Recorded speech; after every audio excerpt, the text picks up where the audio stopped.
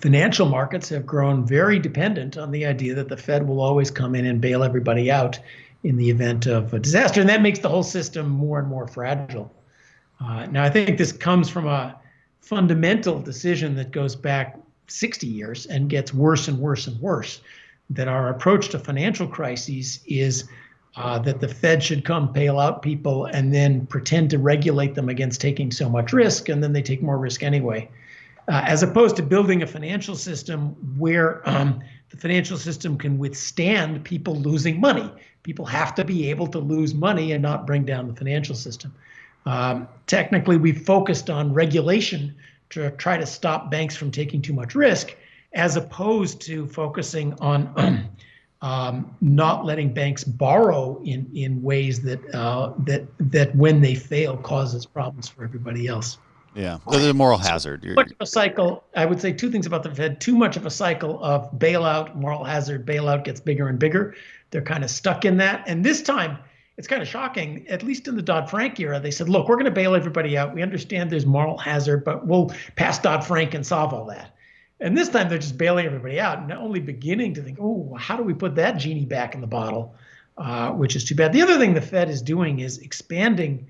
When we think of the Fed, we think about interest rates, but it's expanding its regulatory actions tremendously. And that also happened under Dodd-Frank. It's starting to more and more tell everybody what to do under the guise of supervision. It wants now to monitor risks everywhere in the financial system. Boy, doesn't that sound great if you want a bigger budget as the Federal Reserve. And it's moving into climate change and social policy and that sort of thing, which makes you feel great at the cocktail parties at Davos. But I think it's a dangerous thing for the central bank to do because it's inherently very political. Right. Yeah, well, that was part of the conversation during this election was expanding the mandate of the Fed. I mean, right now the mandate, the congressional mandate is unemployment and inflation. And so, well, what do you think about that mandate? What do you think about the original mandate? I mean, obviously additional mandates seem crazy.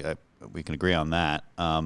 What about the current mandate? I mean, is that even the right balance? So I like the idea politically of if you're going to be an independent agency that isn't politically appointed, isn't constantly told what to do, then you have to have a very limited mandate and the technical capacity to do something with that mandate.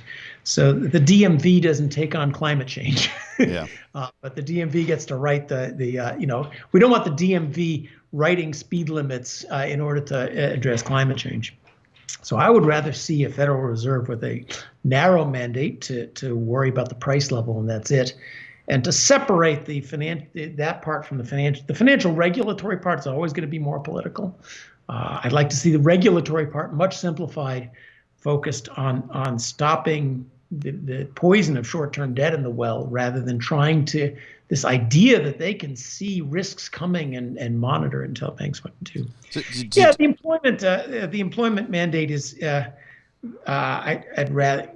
If you just there was a consensus that if you just do a really good job on inflation, you will have done your job on unemployment. The Fed seems to be now moving into not just lowering. The official mandate is maximum employment. That's from the 1940s, very key ideas. Now they want equitable employment. So they're starting to think about it's the Fed's job to make sure that every region, every racial, every income category has more employment. That's a deeply regulatory and political thing that I worry about the Fed going to. And the Fed, of course, made its own mandate to do, on financial stability. That's reasonable. That's what the Fed was founded for in 1914, was to stop. The Fed was not founded to do inflation and unemployment, but it is going into places where it really is not mandated to go. And I think the legal, it's up to Congress to say you're going past your legal limits.